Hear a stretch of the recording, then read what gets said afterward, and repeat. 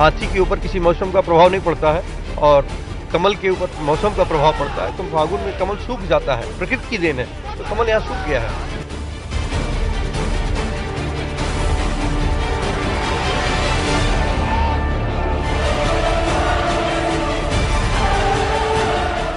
पूर्वांचल के बाहुबली पंडित हरिशंकर तिवारी के साहबजादे विनय शंकर तिवारी चिल्लूपार विधानसभा की इस सीट से अपनी किस्मत आजमा रहे हैं और पहली बार वो इस सीट से बसपा के प्रत्याशी हैं। पिता खुद इस सीट से 6 बार लगातार इस पूरे गोरखपुर मंडल में लगातार वो ऐसे प्रत्याशी रहे हैं जो कि लगातार वो इस सीट पर लगातार जीतते रहे हैं और अब खुद उनके साहबजादे यानी विनय शंकर तिवारी इस सीट से किस्मत आजमा रहे हैं।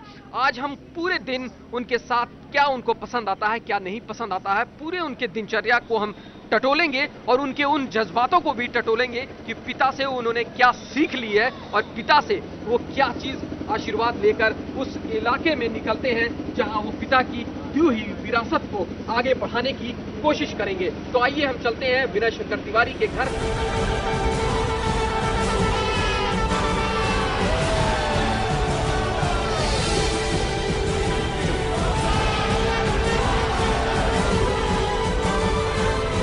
आप नाश्ता छोला है, रोटी है और कितनी सादगी भरे अंदाज में आप इसको देख रहे होंगे कि आगे ना नौ लश्कर, एक टेबल छोटा सा चेयर लगा लिया और सादगी भरे अंदाज में नाश्ता करके अपने पूरे दिन के दिनचर्या में रूटीन में जुट जाते हैं। ये इनके पर डे का रूटीन है, कोई दिखावा नहीं, कोई किसी तरह का वो नहीं, नॉर्मल वे की तरह, नॉर्मल जिंदगी की तरह नॉर्मल चीजें खाना, नॉर्मल रूटीन के हिसाब से रहना, कोई दिखावा नहीं, एकदम नॉर्मल। सर आपको क्या क्या खाने में जैसे पसंद है?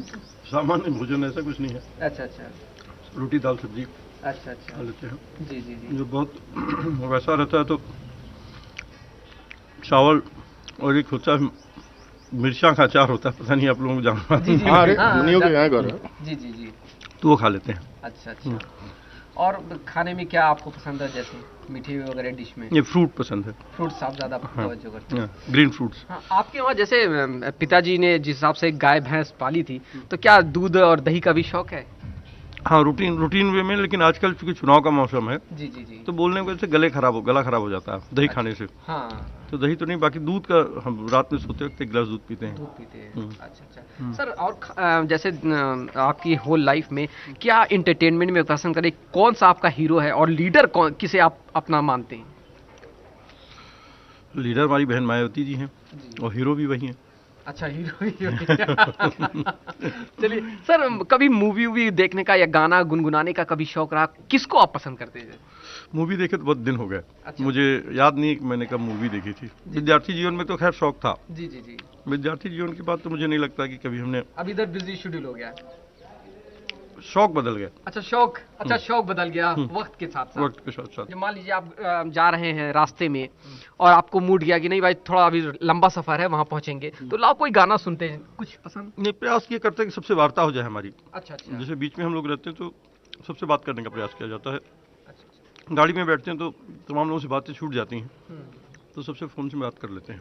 अच्छा। सर खाने पीने की ये बातें हो गई, पहनने का क्या शौक है? क्या आप चाहते हैं कि ये चीजें मेरी ब्रांडेड हो, जैसे लोगों का शौक होता है एक कि मैं ब्रांड सामान्य कोई भी चीजें सामान्य हो, साफ सुथरी हो। अच्छा अच्छा, साफ सुथरी हो, सामान्य हो, अच्छा गंदा ना हो, अच्छा, गंदा कोई भी हो पसंद, इसमें कोई स्पेसिफिक नहीं है, बहुत कलरफुल नहीं पहनते हैं, हम्म, सामान्य से। और खासकर चिल्लू पार में जनमानस उनको अपना अगुआ या नेता या भाई इस तरह से समझा करता है और पूरा चिल्लू पार उनको प्यार सहयोग देता रहा है और वही प्यार सहयोग वो हमको भी दे रहे हैं। बिल्कुल। तो विनय शंकर तिवारी जी का साफ कहना है कि पिता की वो दी हुई विरासत को ये निश्चित ही आगे बढ़ाएंगे।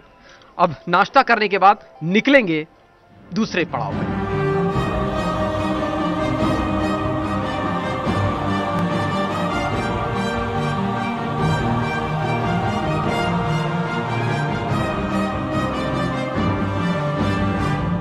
देख रहे हैं आप किस तरह से Vinay Shankar Tiwari door to door एक एक आदमियों से मिल रहे हैं, हर लोगों से अपील कर रहे हैं और इस पूरी अपील में आए एक चीज गौर करिए, कहीं ना कहीं पहले नारे में पहले पिता की उस रसूख को दिया जाता है, पहले पंडित हरिशंकर तिवारी को जिंदाबाद कहा जाता है, उसके बाद विनय शंकर तिवारी को कहा जाता है।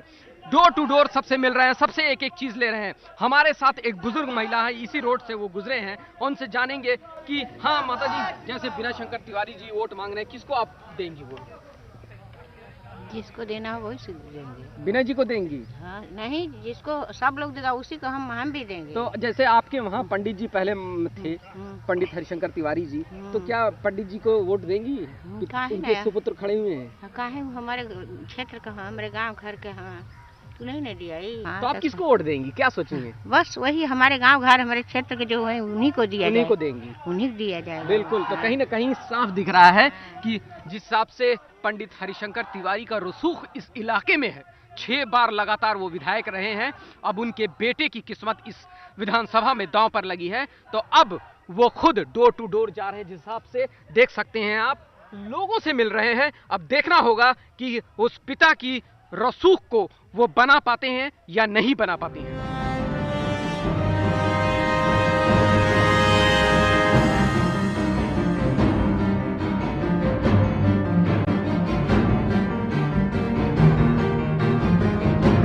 चुनाव कार्यालय पर विनय शंकर तिवारी पहुंच चुके हैं और इस वक्त देख रहे हैं आप किस तरह से लोग चाय की चुस्की ले रहे हैं और रणनीति तय कर रहे हैं। विनय शंकर तिवारी के पिताजी के साथ आप रहे हैं, उनकी हर चीजें नब्ज टटोले होंगे, और अब बेटे के साथ है, क्या वो फर्क आपको महसूस हो रहा है कि बेटे में वो चीज कमी कहीं दिख रही है? कहीं कोई कमी नहीं है। पंडित हरिशंकर तिवारी यहाँ के विकास पुरुष कहे जाते हैं, पूर्वांचल के गौरव कहे जाते हैं। उन्होंने इस क्षेत्र को ऐसा आदर्श क्षेत्र बनाया कि हमारे अगल बगल के लोग भी ये कहा करते थे कि अगर हम चुनाव जीतेंगे तो अपने क्षेत्र को चिल्लूपार जैसा बनाएंगे। चिल्लूपार एक मानक था, एक मॉडल क्षेत्र था।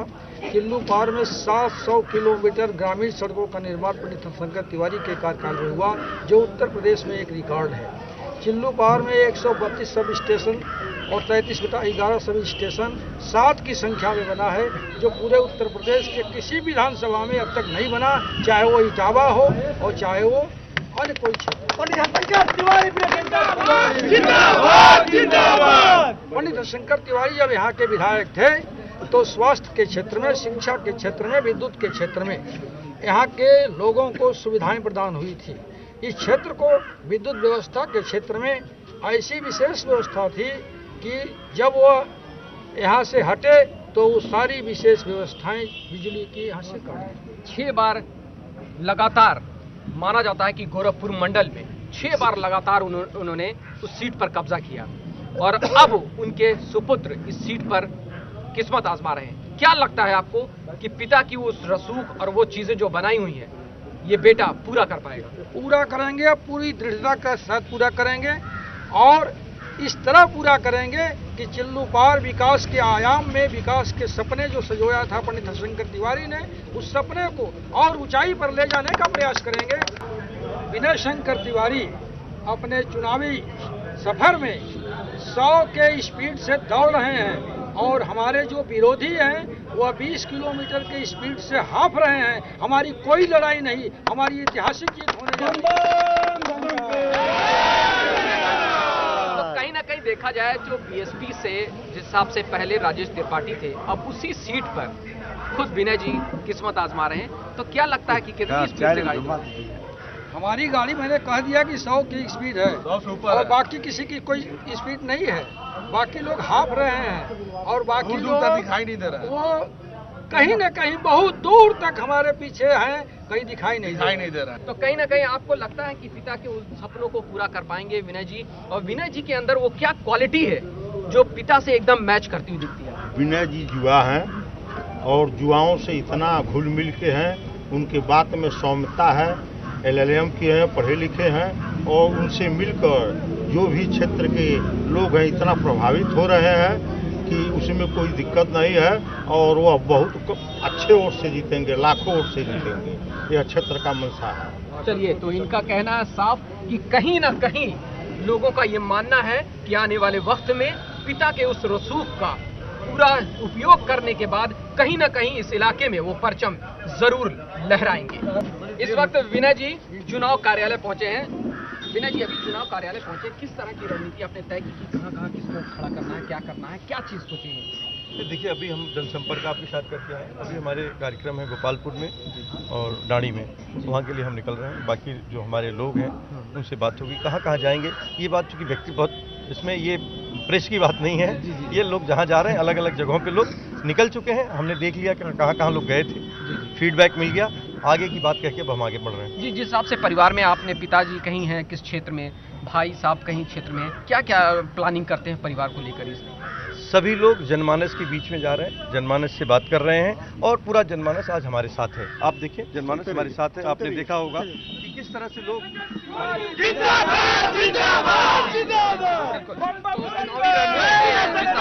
वो अपनी तरफ से निकल रहे हैं। अब जाएंगे वो दूसरी जगह जहां इस रैली को संबोधित करेंगे।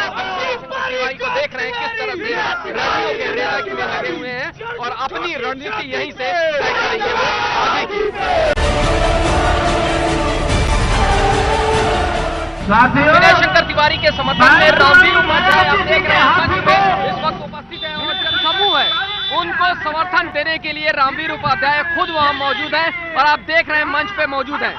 पूरा समर्थन, पूरा जनसैलाब इस वक्त बीएसपी की तरफ से है और उनको एक एक वोट मांगने की कतार में लगी हुई है। और आप देख रहे हैं किस तरह से लोगों का आवागमन है और किस तरह से लोग जो है वोट, एक एक वोट पर कोशिश कर रहे हैं कि एक एक वोट पर कब्जा किया जा सके।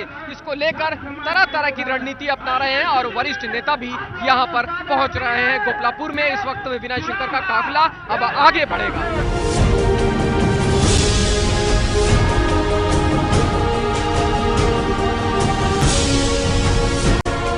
शाम हो चली है, विनय शंकर तिवारी की यह आखिरी जनसभा है और जनसभा के बाद वो अपने घर की तरफ रुख करेंगे। लेकिन इन जनसभा के जरिए पिता के वो बाहुबली होने का जो रुतबा है उसको कायम करने को और उसको लेकर लोगों से अपील कर रहे हैं कि पिता की उस विरासत को वो बचा सके, क्योंकि यही वो विधानसभा सीट है जहां से पिता ने 6 बार विधायक चुने गए और उसके बाद से लगातार उनको शिकस्त तकरीबन मिलती गई। कई बार उन्होंने कोशिश की लेकिन उनको शिकस्त मिलती रही। लेकिन उस शिकस्त को अब उनके साहबजादे यानी विनय शंकर तिवारी पाना चाहते हैं और लोगों से बार बार यही अपील है कि पिता की उस विरासत को हमें दिया जाए ताकि चिल्लू पार विधानसभा में उस विकास की बयार को बढ़ाया जा सके, ताकि यहां डेवलपमेंट हो सके। जो डेवलपमेंट पिता ने छोड़ा था उस डेवलपमेंट को हम पूरा कर सकें।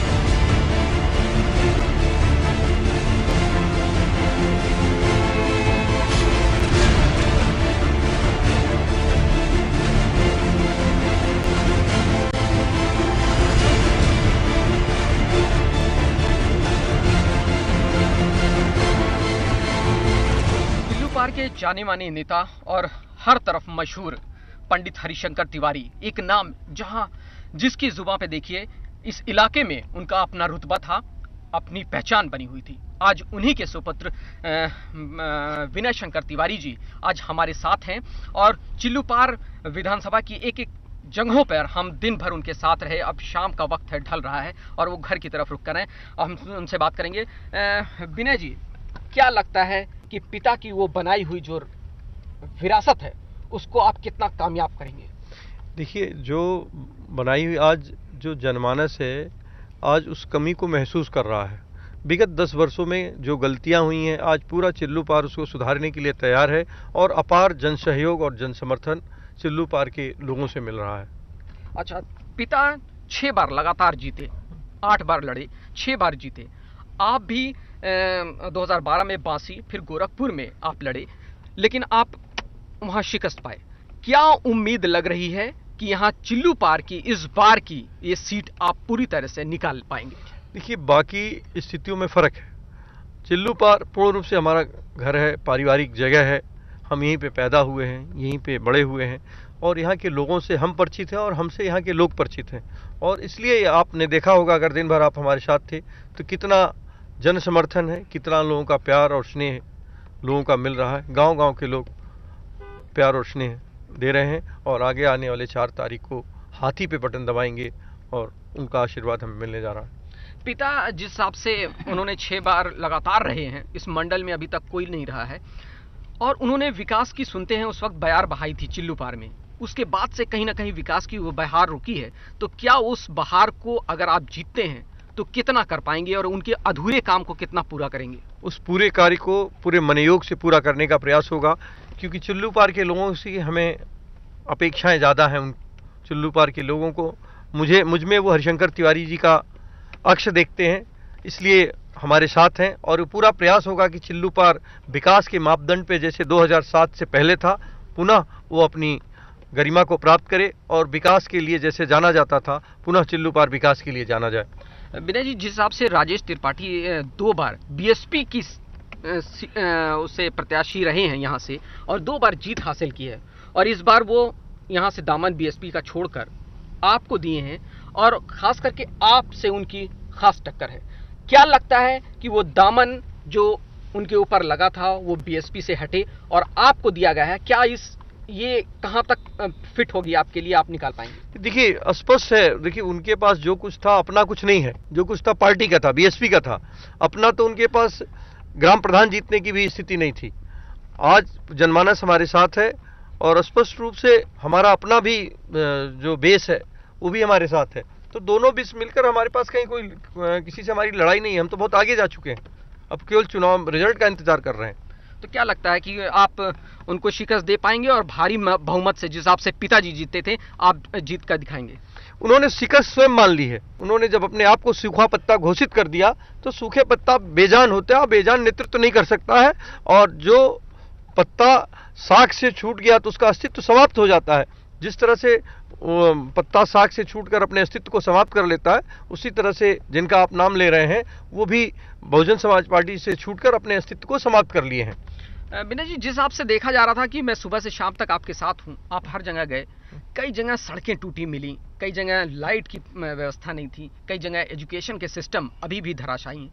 क्या लगता है कि आप जो है आने वाला जो वक्त है उसमें आप उस चीज़ को पूरा करेंगे और पिता की वो जो चीज़ें बची हुई हैं, मैं फिर दोहरा रहा हूं कि कुछ चीज़ें, जैसे उस वक्त वो मंत्री रहा करते थे तो बयार यहाँ पर बहती थी, कहते हैं लोग कि जो विकास चिल्लू पार में होता था कहीं नहीं होता था। देखिए, हमने कहा ना, पहले आपसे कहा कि उनके अधूरे कार्यों को पूरा किया जाएगा, और 10 साल जो कार्य नहीं हुए हैं तो मुझे 15 साल का कार्य 5 साल में करना है। जो 10 साल कार्य नहीं हुए हैं और ये जो 5 साल है, तो 15 साल का कार्य को मुझे 5 साल में पूरा करना है, और जो उनके सपने थे, अधूरे कार्य थे, उसको पूरा करना है। तो कैसे, क्या आपने रणनीति बनाई है? जो ये जो गैप हुए हैं, जो अब से आप बता रहे हैं, जो गैपिंग है, उस गैपिंग को आप कैसे दूर करेंगे? इसके लिए आपको वक्त का इंतजार करना पड़ेगा। इसे कहने से हासिल नहीं होगा, कर दिखाने से हासिल होगा। जब ये हो जाएगा तो स्वयं आपको और लोगों को दिख जाएगा। जैसे हमने देखा कि चिल्लू पार में बहुत इंफ्रास्ट्रक्चर नहीं दिखा मुझे, कॉलेज और मेडिकल व्यवस्था, ये सब चीज़ें कहीं ना कहीं यहाँ से अछूती हैं। बिजली की कहीं गांव में देखा मैंने। तो क्या ये सब चीज़ें यहाँ के जो लोग हैं खासे परेशान दिखे? सड़क को लेकर लोग कहे कि भाई यहाँ पे पानी भर जाता है, हम लोग पैदल जाते हैं, गाड़ी से नहीं जा पाते हैं, बाइक से नहीं जा सकते हैं। तो क्या ये सब चीज़ें उनकी पूरी कर पाएंगे आप? निश्चित रूप से पहले पूरी हुई हैं, पुनः पूरी होंगी। पहले जो जितनी सड़कें आप बने देख रहे हैं चिल्लू पार में, वो आदरणीय हरिशंकर तिवारी जी की बनवाई हुई हैं। उसके पहले तो यहाँ मिट्टी की भी सड़कें नहीं हुआ करती थी, और उन्होंने 825 किलोमीटर सड़कों का निर्माण कराया। विद्युत सब स्टेशन, साथ साथ विद्युत सब स्टेशन का निर्माण हुआ, आश्रम पद्धत विद्यालय बने, आयुर्वेदिक का अस्पताल बना, CHC बना, PAC बने। तो ढेर सारे इस तरह चीज़ों का निर्माण हुआ और विकास के कार्य हुए।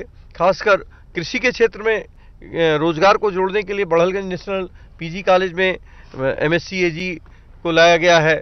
वहाँ से कृषकों को प्रमाणित बीज मिल सके, इसका प्रयास किया जा रहा है। अभी ये अंडर प्रोसेस है। लोगों के लिए रोजगार देने के लिए गौशालाओं का बनाने का कार्य किया जा रहा है। कॉलेज के द्वारा हम लोगों को बनाने का कार्य कर रहे हैं। ये मानते हैं कि कहीं ना कहीं पिता की वो जो चीज़ें दी हुई हैं, पिता ने जो बनाया है इस इलाके में अपना रसूख और दबदबा, उसका कहीं ना कहीं फ़ायदा आपको आने वाले वक्त में मिलेगा। उसी का फायदा मिल रहा है। जो भी कुछ हम चल रहे हैं कार्य आदरणीय हरिशंकर तिवारी जी के द्वारा किए गए हैं। आदरणीय हरिशंकर तिवारी जी के कार्यों को बहन मायावती जी के का जो आधार है या उनका जो इस समय आंधी चल रही है उसका ही फायदा मुझे क्षेत्र में मिल रहा है। दोनों लोगों का आज दोनों शक्तियां मेरे साथ हैं। चलिए, अगर ये बताइए, अगर मान लीजिए सपोज दैट अगर बीजेपी और आप में जो टक्कर हो रही है, कहीं ना कहीं ये फैक्टर है कि यहाँ पर वोट काटने की जो रणनीति तय की जा रही है, तो उसको क्या आप समझते हैं कि कहीं ना कहीं आप उसको भुना पाएंगे? देखिए, वोट काटने जो 1000-2000 से कहीं फर्क हो, हमारा और उनके में कोई फर्क मतलब समानता नहीं है। हम बहुत आगे हैं उनसे। बहुजन समाज पार्टी आज चिल्लू पार में बहुत आगे बढ़ा चुकी है। हमने कहा ना कि फागुन में कमल खिलता नहीं, मुरझा जाता है, तो ये प्रकृति की भी चीज़ है। तो देखिए, प्रकृति ने अपने आप ये उपस्थित कर दिया है, ऐसा अवसर दे दिया है। हाथी के ऊपर किसी मौसम का प्रभाव नहीं पड़ता है और कमल के ऊपर मौसम का प्रभाव पड़ता है। तो फागुन में कमल सूख जाता है, प्रकृति की देन है। तो कमल यहाँ सूख गया है। हम उम्मीद रखें कि जब मैं अब दोबारा आऊँगा आपसे मिलने, तो ये गाड़ी 100 की स्पीड में दौड़ेगी। हो सकता है उससे ज़्यादा की स्पीड में भी दौड़ जाए, ऐसी सड़क बन जाएगी। जी, तो ये थे पंडित हरिशंकर तिवारी के पुत्र। उनका साफ कहना है कि इस सीट से वो जीत हासिल करेंगे और पिता की उस उम्मीदों को पूरा करेंगे, और इस वक्त वो अपने घर की तरफ रुख कर रहे हैं।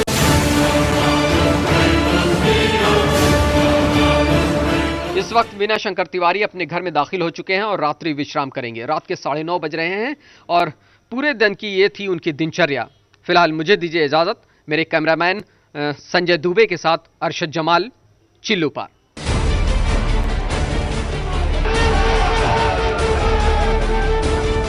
हाथी के ऊपर किसी मौसम का प्रभाव नहीं पड़ता है और कमल के ऊपर मौसम का प्रभाव पड़ता है। तो फागुन में कमल सूख जाता है, प्रकृति की देन है। तो कमल यहाँ सूख गया है।